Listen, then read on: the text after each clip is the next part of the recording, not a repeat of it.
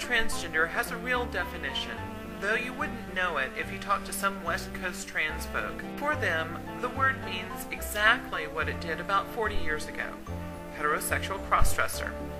And they really upset themselves if you refer to their experience as being trans. Christine Jorgensen was not transgender, just as I am not transgender. She was, like I am, transsexual.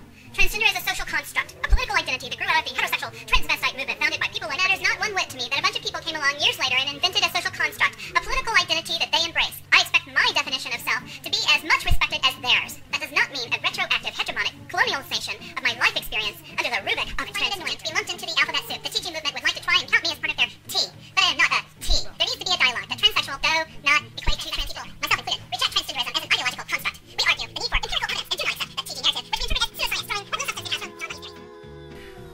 Now let's come back to reality for a minute. The English language is not dead. It's consistently growing and evolving, especially the language we use to deal with nuanced concepts like gender.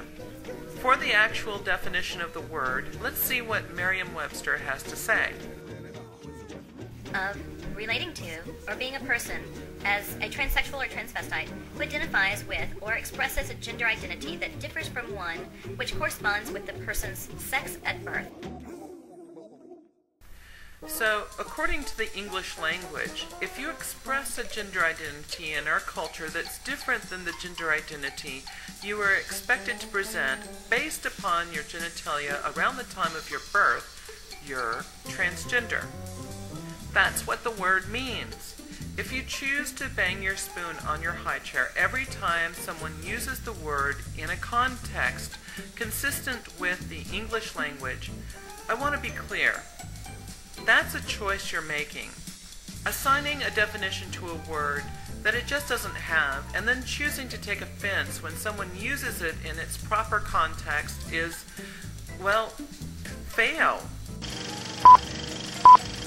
Fail is the internet's word of choice for expressing contempt. The second theory I want to cover is the idea that gender springs forth through your genitalia. Basically, the idea is that at a young age, your prepubescent genitalia begins excreting this stuff called gender. Gender then travels up through your body and lodges itself into your brain. I like to call this the genitalia equals gender theory. The idea behind this theory is that a child's genitalia is where their gender identity emanates from and becomes fixed, at which point the child's gender identity stays with them throughout the rest of their life. I personally believe that this has roots in Freud's ideas on gender, especially where women are concerned. According to Freud, a woman's gender is formed through their realization that they are deformed because they lack a penis. Therefore, a female child's sense of gender identity is created by their genitalia, and this identity carries forward throughout the rest of their life.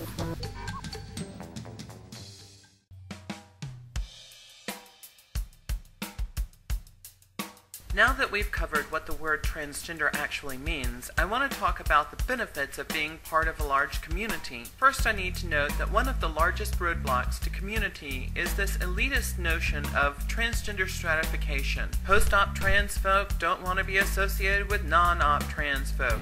Intersex people don't want to be associated with post-op trans folk.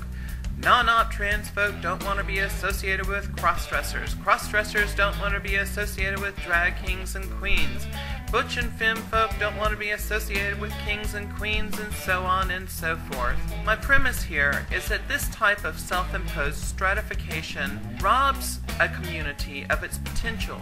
My evidence to support this premise is the Houston trans community. In Houston, such stratifications are the exception and not the rule. In Houston, all types of transsexuals, cross-dressers, intersex people, drag people, butch and femme people, as well as any type of genderqueer person from the goths to the visual cave folks, are part of one large community who works together for common purpose. What other trans community owns and runs its own social service program? What other trans community has set up its own system of affordable healthcare clinics, as well as a federally funded trans-only housing program? What other community has a fully functioning transgender center that provides almost daily meetings and functions, takes care of homeless trans folk, and runs its own HIV testing and prevention program? What other trans community runs its own transgender archive that's open to the public? What other trans community can take lots of credit for getting their city's mayor into politics?